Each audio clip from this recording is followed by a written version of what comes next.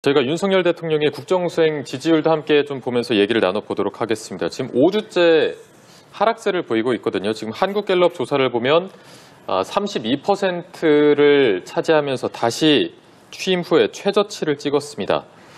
어떻게 해석을 해야 될까요?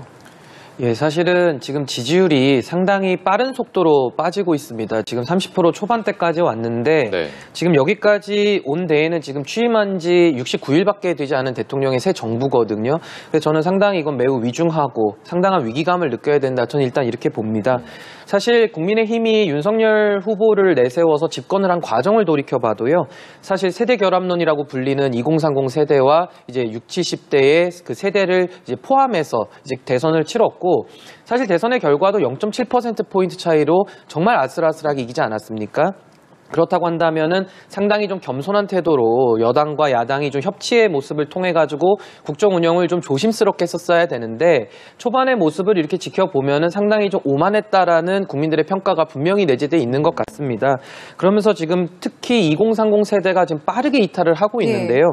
지금 여기에 대해서는 정부가 이 위기에 대해서 얼마만큼 지금 진지하게 인식하고 있느냐에 대한 국민들의 우려가 있는 것 같고 이 위기에 대한 뭐 해법까지는 바라지 않더라도 조금은 더 진지한 자세를 좀 보여야 되는데 지금 사실은 국정 뭐 비전이랄지 여러 가지 어떠한 방향으로 이끌어갈 것이라는 큰 틀의 답이 지금 나오지 않았다는 것이 첫 번째 이유인 것 같고요.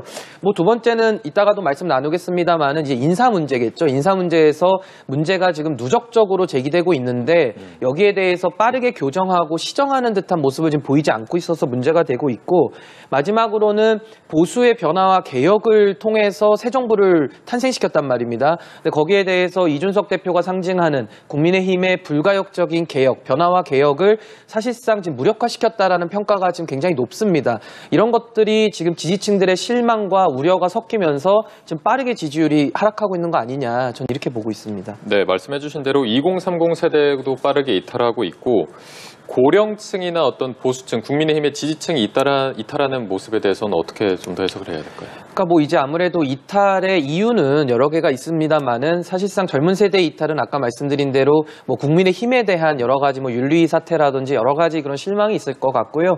그리고 60, 70 세대의 이탈도 여러 가지 이 정부에 대해서 지금 민생은 참으로 좀 먹고 살기가 어렵지 않습니까? 민생 문제에 대해서 뭐 뾰족한 해법까지는 아니더라도 조금은 더 진지하고 좀 낮은 자세로 야당과 협치하면서 여러 가지 국가를 정상화시키는 이제 그런 모습을 좀 기대를 많이 했을 텐데 지금 한 69일 정도를 지켜보면 어느 정도 이제 초기의 견적은 좀 나오지 않겠습니까? 근데 초기에 딱 그 어떤 행보를 지켜봤을 때 조금은 이제 좀 불통의 모습이 조금씩 노출이 되고 또 여러 가지 문제를 국민들이 지적하는데 거기에 대해서 대통령이 조금은 좀 감정적으로 대응을 한다든지 여러 가지 그런 태도의 면에서 좀 지지했던 유권자들이 좀 실망을 한 거 아니냐, 저는 이렇게 보고 있습니다. 예, 대통령실에서는 일단은 국민만 바라보면서 일하고 있다라는 원론적인 입장을 냈는데요. 이 반응 어떻게 들으셨는지요? 며칠 전에 이제 대통령께서 그런 이야기도 하셨지 않습니까? 자기 본인께서는 지지율 신경 안 쓴다. 근데 그게 이제 어떤 국민들 다수에게 직접적으로 설명하기는 어렵지만 국가적으로 꼭 필요한 일을 한다고 했을 때 지지율이 낮더라도 진행하겠다라고 하는 어떤 의지를 밝히는 것과는 다른 차원인 것 같아요. 그러니까 계속 실망감을 주고 있고 그것이 지지율로 드러나고 있는데 그것 신경 안 쓰겠다 이렇게 들리기도 했었습니다. 근데 지금도 사실 뾰족한 어떤 반성을 하거나 이런 부분이 아니라 그냥 원래대로 하면서 뭔가 회복해내겠다, 나는 열심히 일하고 있다 이런 정도로만 대답하는 것 같아서 이걸로 뭔가 해법이 나올 것 같지는 않고요. 지지율이 이렇게 낮은 건 사실 되게 이례적인 상황입니다. 그러니까 사실 이명박 대통령을 제외하고 박근혜 대통령, 뭐 문재인 대통령, 노무현 대통령, 김대중 대통령 다 박빙의 차이로 이기셨습니다. 그리고 초기에는 아주 지지율이 높았죠. 그리고 이 지지율이 데드크로스를 갖기까지는 시간이 꽤 걸렸습니다. 근데 이명박 대통령이 그나마 그 데드크로스가 빠른 편이었는데 그것도 100일 정도 지난 다음이었고 그때 광우병 사태가 있었을 때였어요. 박근혜 정부의 경우에는 2년 정도 후였는데 그때 정윤회 관련한 문제가 터지기 시작했을 때입니다. 근데 그런 일이 전혀 없는데도 지금 이 상태가 됐다고 하는 것이 매우 심각한데 저는 그 이유로 두 가지를 꼽고 싶은데 하나는 공정을 기치로 내세웠던 정부였습니다. 공정할 거라고 많은 사람들이 기대했죠. 근데 공정하기는커녕 공정하려고 노력하지도 않는다라는 인상을 주게 된 것 같아요. 대표적으로는 박순애 장관을 임명하는 과정에서 되게 뻔뻔한 태도를 계속 유지했던 것이 저는 그 면 중에 하나라고 생각하고, 박순애 장관을 임명하기 전에도 성비위 관련한 징계가 있었음에도 불구하고 어떤 사람을 총무비서관으로 끝까지 임명하잖아요. 그런 걸 보면서 정말로 윤석열 정부가 선거 때 말했던 공정하려고 했던 어떤 약속을 지키려고 하는가라는 것에 의문이 생긴 것 같고요. 또 하나는 무능하다는 것인데요. 제가 무능하다고 단정 짓고 싶다라기보다는 지금 경제 문제라든지 아니면 행정부를 이끄는 모습이라든지 이런 부분에 있어서 그것을 잘 이끄는 모습이라기보다 뭔가 불협화음이 나는, 노동부 장관이 뭘 발표하면 다음날 대통령이 다른 소리를 하고, 경찰 인사가 있으면 다음날 또 대통령이 다른 소리를 하는 이런 모습들이 누적되면서 어쩌면 준비되지 않았었구나 이런 생각을 하면서 그것이 지지율로 드러났다고 생각하고요. 끝으로는 저는 잠재된 위험 요소는 여전히 남아있다고 생각합니다. 나토 외교를 다녀오셨는데 사실 중국의 시진핑 주석이 올해 10월이면 연임을 하게 될 것 같습니다. 그렇게 되면 경제와 관련된 어떤 보복 조치가 있을 수 있습니다. 그와 관련해서 시장의 여러 주체들이 엄청 걱정을 하고 있는 상태예요. 그리고 이제 경찰과의 갈등 이런 걸 보면 내부에서, 행정부 내부에서도 폭로라든지 이런 것들이 나올 가능성이 점점 쌓이고 있는 것 같아요. 근데 이런 것들이 아직 드러나지 않았는데 30%로 지지율이 하락했다. 이런 것들이 좀 되게 우려스러워 보이는 것입니다. 예, 말씀해 주셨던 부분 중에 하나가 이 출근길 문답에서 이제 나왔던 부분들도 있는데, 최근에 이제 이 출근길 문답의 질의응답 수가 좀 줄어든 것을 보고 리스크 관리가 시작된 것이 아니냐라는 분석도 있습니다. 이 부분 좀 어떻게 보셨는지요?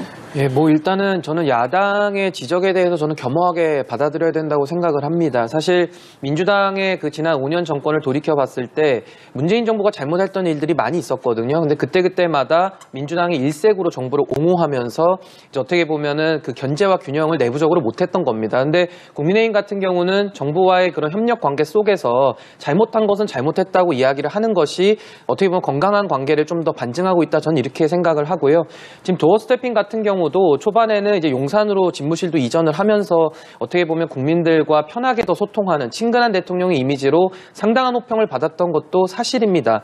그럼에도 불구하고 이 도어 스태핑이 조금씩 이제 허니문 기간이 끝나면서 이제 좀 여러 가지 좀 난처한 질문도 나오기도 했고요. 또 여러 가지 이제 질문을 답하는 과정 속에서 이제 대통령께서도 조금은 솔직담백한 그 화법이 조금은 더 감정적이거나 여러 가지 국민들의 정서를 건드는 발언들이 좀 나왔기 때문에 이런 부분들에 대해서 조금은 좀 메시지가 좀 정제될 필요가 있겠다, 이런 얘기가 나왔고요. 그래서 앞으로 저런 도어 스태핑을 통해서 국민들과 긴밀히 소통하려는 저런 노력은 좀 더 강화하면서 지금까지 노출됐던 그런 약점들은 보강하고자 하는 이제 그런 노력과 시정 작업이 좀 있어야 되겠다, 저는 이렇게 평가합니다. 네. 앞서 이제 윤 대통령의 지지율 부정평가 원인으로 두 분 다 인사 문제를 꼽아주셨는데, 지금 이런 상황에서 사적 채용 논란이 다시 불거졌습니다.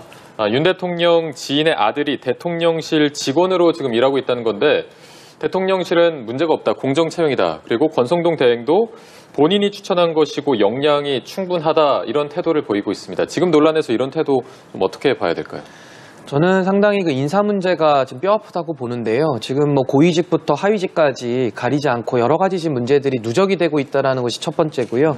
사실 이 부분에 대해서 인사의 추천과 검증과 채용이라는 세 가지 단계로 나눴을 때 추천이야 다양한 루트에서 할 수 있다고 봅니다만은 여러 가지 추천과 검증과 채용이라는 것이 공적인 영역 안에서 공적으로 검토가 돼야 되는 것인데, 지금 나오고 있는 것들은 예를 들면 여당에서의 유력자 내지는 힘이 있는 사람들이 성실하다, 능력 있다라고 아무리 말을 해도 국민들이 믿지 않습니다. 그 능력 있다라는 것을 어떻게 검증을 하며 국민들께서는 그러면은 그 지인들을 갖다가 능력 있다라고 해서 대통령실에 넣는 것이 그럼 과연 공정이냐. 예를 들면 대선에서 열심히 기여했다라고 하는데 대선에서 기여한 청년이 한두 명이겠습니까? 수많은 청년들이 이 정부를 세웠거든요. 그런데 왜 하필이면 그 청년만 아버지가 지인이고 친하다는 이유, 친소관계만으로 대통령실에 들어가느냐. 여기에 대해서 공정의 문제가 바로 튀어나오는 것이거든요. 그리고 또 하나는 여기에 대해서도 뭐 최저임금만큼밖에 못 받는 9급 공무원이다라든지 예. 뭐 원래는 7급을 줄 줄 알았는데 9급을 줬다라든지 아무리 이런 식으로 해명을 하면 이 문제 자체의 본질도 비판을 받겠습니다만은 그 해명을 통해 가지고 이거는 정말 심각한 인식이다라는 또 추가적인 비판을 피할 수가 없거든요. 그래서 저는 이 부분에 대해서는 지금 본질적인 문제를 좀 검토해야 된다. 그러니까 어떻게 보면 청와대라는, 그러니까 대통령실이라는 저런 그 인사 시스템이 지금 제대로 작동되고 있느냐. 이 본질적인 부분부터 지금 다시 한번 재검토가 들어가야 된다. 저는 이렇게 평가합니다. 예. 어떤 입장이신지요? 그러니까 지인 아들이 채용됐다고 2명 정도가 채용됐다고 지금 보도됐습니다. 한 명은 행정관이라고 했고 한 명은 행정요원이라고 했는데 행정관의 경우에는 3급에서 5급 정도에 상당한 직입니다. 그러니까 3급이 되면 중앙부처의 국장급이에요. 그러니까 거의 15년에서 20년 정도 근무했을 때 가질 수 있는 직위입니다. 물론 이분이 3급으로 들어오셨는지는 저는 지금 알지 못합니다만 행정관이라고 하는 직책은 그만큼 낮지 않은 직책이라는 겁니다. 근데 지인의 아들로 채용됐다고 하는데 그러면 이런 겁니다. 인사를 했을 때 그것이 정당하다고 말하려면 그 인사를 통해서 정부의 문제 해결 능력이 높아졌다라고 설명할 수 있어야 됩니다.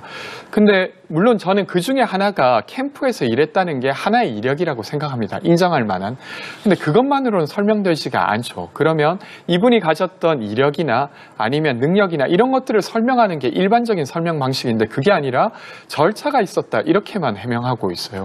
그러니까 의문이 더 드는 거죠. 그리고 알아보니까 정말로 그 대통령과 지인의 아들이고 후원금을 냈던 사람이고 이러니까 더 그것이 불공정한 채용이 아니었냐라고 질문하게 되는 것입니다. 저는 이것에 대한 해명은 절차를 지켰다가 아니라 그 사람이 이 대통령실에 꼭 필요한 사람이라는 것을 그 사람의 어떤 역량이나 경력으로 보여줘야 된다고 생각합니다. 그것이 아니라고 하면 다른 사람을 채용하는 게 저는 맞다고 봅니다. 네, 지금 앞서 이제 말씀해 주셨을 때 인사 논란과 관련해서 누적이 되고 있는 게 가장 큰 문제다라고 말씀해 주셨는데 그렇다면 앞으로 대응 방향을 어떻게 해야 되는 건지 인사 검증 시스템을 뭐 전면적으로 개편을 해야 되는 건지 아니면 앞으로 좀 더 단호히 대응을 해야 되는 건지 어떤 방향이 옳다고 보십니까? 저는 사실 지금 대응 방안을 보자면은 지금 굉장히 좀 저는 좀 굉장히 좀 강한 처방을 좀 넣어야 된다고 봅니다. 왜냐하면 이게 지금 한두 가지만 가지고서 지금 교정할 수 없는 상태까지 왔다라고 저는 보거든요. 사실은 엄밀히 말해서 이 정부의 탄생 모토가 공정과 상식이었습니다. 그 공정과 상식이라는 그 기준에서 지금 여러 가지 인사 문제나 국정 운영의 방향들이 번나가고 있거든요. 그렇게 되면 국민들은 당연히 실망할 수밖에 없고 정권을 문재인 정부가 비상식적으로 국정을 운영했기 때문에 그 정권을 바꾼 정권이 지금 윤석열 정부 아니겠습니까? 그렇다 그러면은 더 이 부분에 대해서는 세밀하게 접근을 하고 더 공정과 상식에 대해서는 예민하게 받아들여야 되는 것인데 지금 여기에 대해서 잘 교정이 되지 않는다면은 저는 지지율은 조금 더 떨어질 수 있다 이렇게 보기 때문에 저는 이 부분에 대해서 조금 더 특단의 대책들을 좀 마련하기 위해서 지금 문제되고 있는 이런 문제들을 가볍게 여길 것이 아니라 정말 하나하나가 지금 쌓여서 이렇게 된 것이거든요. 그럼 하나하나의 문제들을 정말로 위중하게 받아들이고 국민적 눈높이 그리고 국민들이 요구하는 공정과 상식이라는 그 기준에 적합하도록 인사정책을 지금부터 써야 된다. 저는 이렇게 봅니다. 네, 알겠습니다.